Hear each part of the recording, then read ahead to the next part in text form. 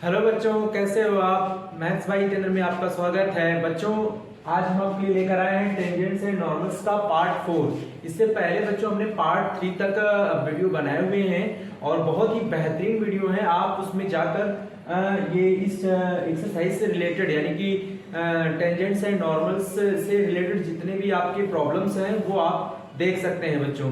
और बच्चों ये सारे जो टेंजेंट्स एंड नॉर्मल्स हैं ये एप्लीकेशन ऑफ डेरिवेटिव्स के अंतर्गत ही यानी कि उसके अंडर ही आते हैं बच्चों। तो हम उसी के अंडर में ये सब चीजें पढ़ रहे हैं। तो चलिए स्टार्ट करते हैं टेंजेंट्स एंड नॉर्मल्स का part 4। Class 12 CBSE UP ICSE board के स्टूडेंट्स के लिए बहुत ही बेहतरीन है बच्चों। ठीक है, तो ये ऐसे सवाल हम आपको बता रहे हैं जो कि एग्जाम में आपसे पूछे जाएंगे। Find the points on the curve x square upon 9 plus y square upon 16 is equal to 1 at which the tangents are condition number first parallel to x axis, condition number second parallel to y axis। बच्चों हमसे points पूछे गए हैं कि curve पर हमें वे points बताइए जो कि टेंजेंट्स कर रहे हैं parallel to x axis and parallel to y axis. तो ये चीज हमको निकालना है बच्चों। ठीक है, तो हम सॉल्यूशन लिखेंगे और लेट कर लेंगे बच्चों। क्या कर लेंगे? लेट, क्योंकि कर्व पर वो पॉइंट हमें पता करने हैं तो हमें वो पॉइंट लेट कर लेने चाहिए। तो let x1, y1 be the point on the curve. बच्चों ये बहुत ही बेहतरीन सवाल है। बच्चों ये पॉइंट है जो कि कर्व पर लाई कर रहा है, कर्व पर है तो कर्व की इक्वेशन हमारे पास गिवन है, यानी इस कर्व पर भी ये पॉइंट क्या करेगा? लाई करेगा। इसको जब वहां लगा देंगे तो हमें उस कर्व उस पॉइंट के लिए मिल जाएगा बच्चों। ठीक है, तो चलिए हम लगा देंगे point x1, y1 lie on the curve. तो यहाँ पे x की जगह हो जाएगा बच्चों x1 स्क्वायर अपॉन 9, y की जगह y1 square upon 16 is equal to 1। बच्चों हमें आज क्या करना चाहिए? ये तो हमारे पॉइंट्स लाई कर रहे हैं कर्व पर। इसके बाद हमको ध्यान रखना है कि जो हमारे पास कर्व है, कर्व हमारे पास क्या है? ये, इसका हमको डिफरेंशिएट कर लेना चाहिए। तो हम फिर से लिखेंगे x square upon 9 y square upon 16 is equal to 1। Derivation करिए तो 2x अपॉन 9 और यहाँ हो जाएगा 2y और y का करेंगे तो बच्चों क्या हो जाएगा? dy by dx। और ये 16 कांस्टेंट है बच्चों तो आगे ही रखेंगे, यहाँ पे आप लिख लीजिए। और 1 का क्या करेंगे? 0। तो यहाँ से dy dx की वैल्यू निकालेंगे तो बच्चों dy by dx जब निकालेंगे हम तो dy dx हमको कितना मिलेगा? ये उधर चला जाएगा -2x अपॉन 9।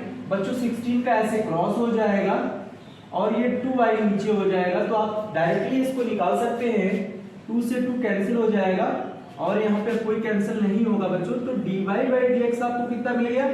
dy dx हमको मिल गया बच्चों -16x अपॉन 9y। बच्चों ये dy dx तो मिला है, यानी जो भी हमारे पास कर्व है एलिप्स का जहां पे भी पॉइंट टेंजेंट कर रहा हो, लेकिन हमको ध्यान रखना है कि ये स्लोप हमें मिला है उस टेंजेंट के लिए, यहाँ पे जहां पे वो टच कर रहा है बच्चों। ठीक है, तो इसमें dy dx मिलेगा, लेकिन हमें उस पॉइंट पर निकालना चाहिए जो पॉइंट हमने माना है।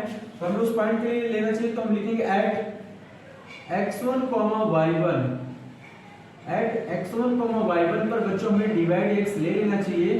तो हमें कितना मिलेगा? -16x1 अपॉन 9y1 बच्चों। x और y की जगह हम x1 और y1 लगा देंगे बच्चों। अब हमसे बोला गया है कि हमको कंडीशन के हिसाब से उसके टेंजेंट बताना है। टेंजेंट पहला बोला है पैरेलल टू x एक्सिस है और फिर बोला है tangent parallel to y axis है। तो हम पहले लिखेंगे tangent parallel to x axis बच्चों। तो कंडीशन नंबर फर्स्ट हमसे जो पूछा गया है tangent parallel to x axis. तो टेंजेंट पैरेलल टू जब x एक्सिस होगा तो आपको पता है कोई भी टेंजेंट अगर पैरेलल टू x एक्सिस है, यानी यहाँ पे जैसे हमारा ये है x एक्सिस बच्चों, तो यहाँ पे अगर हम मान लीजिए यहाँ टेंजेंट कर रहा है कर्व, कहीं भी आपको समझना होगा कि जो भी हमारा कर्व यहाँ अगर टेंजेंट कर रहा है तो ये इसके पैरेलल है। तो बच्चों जब ये इसके पैरेलल है तो ये ध्यान रखना है इस कंडीशन में हमारा dy dx क्या हो जाता है? 0 हो जाता है, कोई एंगल क्रिएट ही नहीं होता है। तो ये ध्यान रखना है हमको। यहाँ लिख लीजिए if tangent parallel to x axis then हमको बच्चों dy by dx को क्या कर देना चाहिए? 0 कर देना चाहिए। dy dx को क्या कर देना चाहिए? 0 कर देना चाहिए। dy dx हमें कितना मिला है? -16x1। यहाँ पे आप लिख लीजिए minus 16x1 upon 9y1 is equal to 0। तो बच्चों यहाँ पे ध्यान रखना है x1 आपको मिलेगा 0। क्यों? क्योंकि ये क्रॉस से 0 हो जाएगा, ये भी 0 में, तो x1 हमारा कितना आ गया 0। तो x1 की वैल्यू हम कहाँ लगाएंगे बच्चों?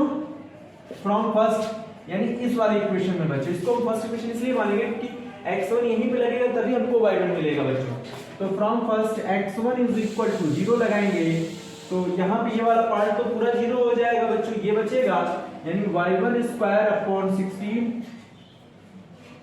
Is equal to 1। तो y1 square is equal to हो जाएगा बच्चों 16। तो y1 इज इक्वल टू क्या हो जाएगा? Plus minus 4। यानी कि जो हमारे पास बच्चों यहाँ पे पॉइंट निकल के आ रहा है वो ये है। पहले x1 की वैल्यू 0 थी, तो y1 पॉजिटिव 4 आ रहा है, एंड और ये भी हम से x1 फिर 0 ही रहेगा, दूसरी y की वैल्यू -4 आ रही है। तो ये पॉइंट हमको मिल गया जब tangents parallel to x axis होगा। तो बच्चों जब tangents parallel to x axis होगा देन वो दो पॉइंट पर पैरेलल टू x एक्सिस होगा बच्चों, 0 to 4 और 0 to -4। ठीक है। Second, if tangent parallel to y axis। बच्चों अगर tangent parallel to y axis होगा तो इस जगह से पैरेलल होगा, ये हमारा y एक्सिस होगा बच्चों। तो आप खुद समझिए, अगर ये यहां से पैरेलल हो रहा है, y एक्सिस के पैरेलल है, तो इसका मतलब है कि यहाँ पे डिवाइड एक्स हमारा कितना है? 90 डिग्री है, यानी डिवाइड एक्स 90 डिग्री हो जाएगा, 1090 हो जाएगा बच्चों, यानी थीटा हमारा 90 डिग्री हो जाएगा। तो डिवाइड एक्स इक्वल टू 1090 की वैल्यू इनफिनिटी, यानी डिवाइड एक्स की वैल्यू इनफिनिटी हो जाएगी बच्चों। लेकिन डिवाइड एक्स की वैल्यू अगर इनफिनिटी है तो आप dx अपॉन dy की वैल्यू को 0 लिख सकते हैं बच्चों, क्योंकि उल्टा कर देंगे ना फिर तो 0 बन जाएगा। ठीक है। ये tangent parallel to y axis, then आपको ध्यान रखना है बच्चों dx अपॉन dy लिखेंगे। क्या लिखेंगे? dx upon dy is equal to 0 बच्चों। तो dx अपॉन dy तो नहीं है हमारे पास, तो dy dx है, तो बच्चों हम इसका उल्टा वहां रखेंगे, तो माइनस का 9y1 अपॉन हो जाएगा 16x1 बच्चों। बहुत इजी है, आराम से लगा सकते हैं। तो यहाँ y1 0 हो जाएगा बच्चों, क्या हो जाएगा? y1 0 हो जाएगा। फिर हम फ्रॉम फर्स्ट में चले जाएंगे, फ्रॉम फर्स्ट हमारा कहाँ है? ये है, तो अब हम x1 वाला पार्ट निकालेंगे, y1 0 हो गया है, तो x1 स्क्वायर अपॉन 9, ये 0 हो गया बच्चों, इसको छोड़ दीजिए, यहाँ 1 आ जाएगा। तो x1 square is equal to 9, तो x1 इज इक्वल टू, ये 9 है बच्चों, x1 is equal two plus minus 3। तो यहाँ पे जो पॉइंट हमारा मिला है बच्चों वो क्या है? यहाँ जो पॉइंट हमको मिला है, पॉइंट इज इक्वल टू, हमारे पास दो पॉइंट है, y के लिए ही अवेलेबल है बच्चों। देखिए y1 हमारा जब 0 था, सॉरी पहले x1 लिखेंगे, x1 की पॉजिटिव वैल्यू लिखिए 3, तो y1 हमारे पास 0 हो जाएगा, एंड दूसरी वैल्यू x1 की हम लेंगे -3, देन y वहां पे भी 0 होगा। या फिर बच्चों सिंपली हम ऐसे भी लिख सकते हैं प्लस माइनस 3, 0। बहुत इजी है बच्चों। तो आपके पास दो आंसर हो गए, एक ये है और एक ये है बच्चों, ये दोनों ही हमारे आंसर है, ये ध्यान रखिए। बहुत इजी है सवाल बच्चों। ठीक है, इसको नोट कर लीजिए, वीडियो को पॉज करके, फिर हम नेक्स्ट बताते हैं आपको। बच्चों नेक्स्ट सवाल है, find the equations of the tangent and normal to the given curve y = x³ at a point. बच्चों इसमें दो इक्वेशन पूछी जा रही है, टेंजेंट का और एक नॉर्मल का, एक टेंजेंट का और एक नॉर्मल का। और इस कर्व पर आपको ये कर्व है और ये उस पर पॉइंट है जिस पर आपको इक्वेशन बतानी है टेंजेंट एंड नॉर्मल की बच्चों। ठीक है, सबसे पहले हम क्या करेंगे, सॉल्यूशन लिखेंगे और कर्व हमारे पास क्या है। अब बच्चों यहाँ पॉइंट लेट करने की जरूरत नहीं है, क्योंकि कर्व हमारे पास है, पॉइंट भी हमारे पास है, तो हमें पॉइंट लेट करने की जरूरत नहीं है। ठीक है, तो हम नॉर्मली डिफरेंशिएशन कर देंगे, बहुत आसान सवाल है।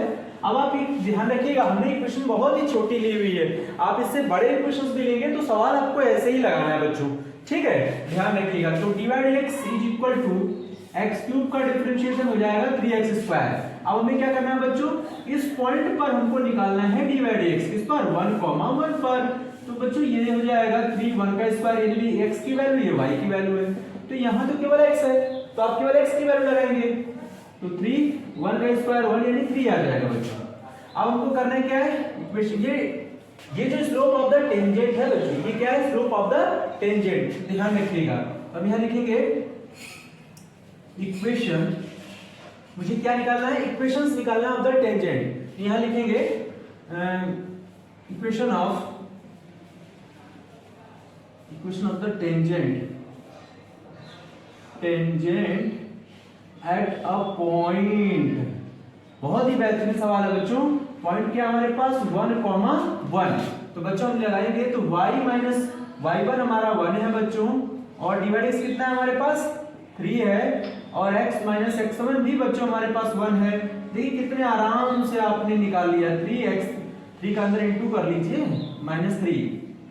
माइनस का 3 और x को y की तरफ ले जाइए, मतलब 3x है पॉजिटिव उधर ले जाइए, तो यहाँ पे 3x है माइनस y 1 उधर जाएगा, तो -2 इज इक्वल टू 0 हो जाएगा। क्यों बच्चों, क्योंकि 1 उधर जाएगा, राइट में +1 हो जाएगा, और 3 में 1 जाएगा, तो माइनस का 3 बड़ा है, तो 3x लिखना है, फिर y उधर ले जाना है। ठीक है, एक आंसर तो आपका ये हो गया बच्चों।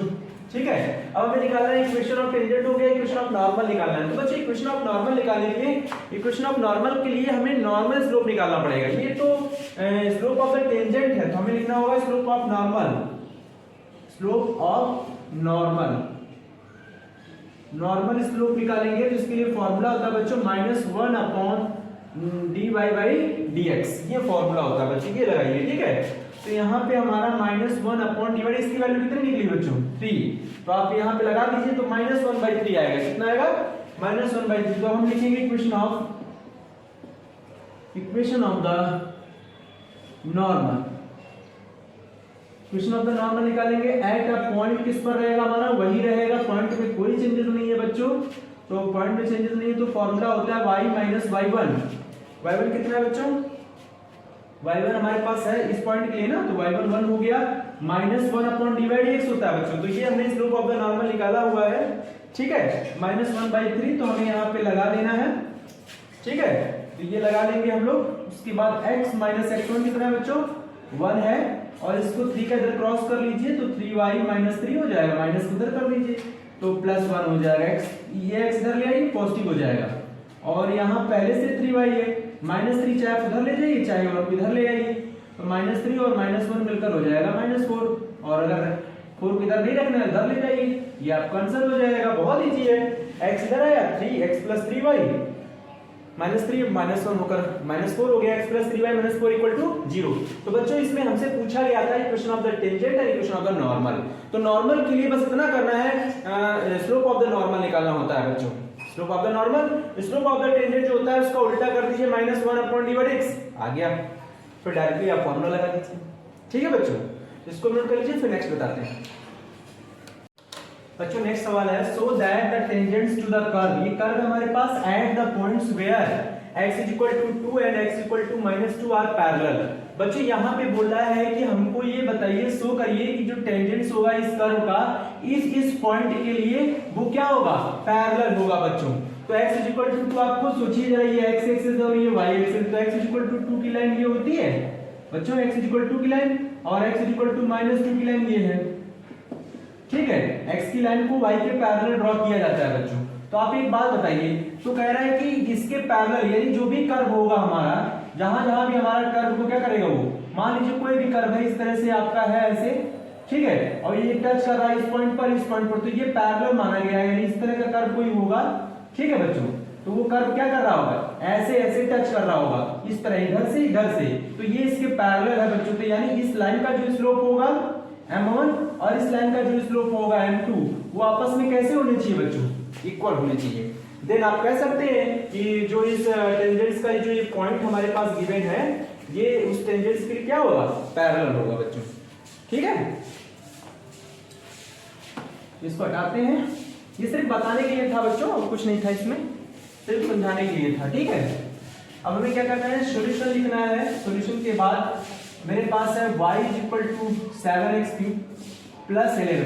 बच्चों हमें पॉइंट्स नहीं लेना है, पॉइंट्स हमारे पास गिवन है, केवल आपको इसका जो slope of the tangent parallel to जो हमारे पॉइंट्स हैं उस पे हम पहले टेंजेंट m1 निकालेंगे, फिर m2 निकालेंगे दूसरे पॉइंट के लिए, देन दोनों इक्वल आ जाएंगे, तो बात प्रूव हो जाएगी बच्चों। ठीक है, तो हमें कर्व को डिफरेंशिएट कर लेना है, dy/dx 21x², ये बच्चों 0 हो जाएगा। ठीक है, अब हमें क्या करना है, at x is equal to 2 पर मुझे dy बाई dx निकाल लेना है बच्चों।